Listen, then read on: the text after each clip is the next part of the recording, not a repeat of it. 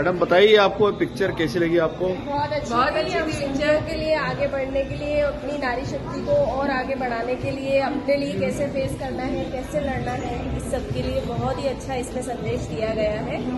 हर female को, at least Sindhi नारी को ही नहीं, हर फीमेल को इसके लिए आगे बढ़ना चाहिए। तव्हांखे पिक्चर कीअं लगी? तमामु सुठी आहे।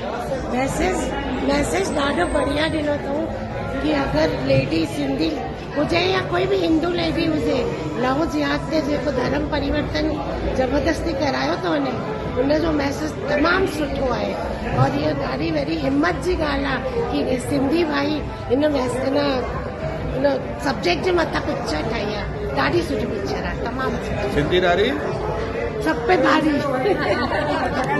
पिक्चर के बारे में क्या कहेंगे आप? जय झूलेलाल।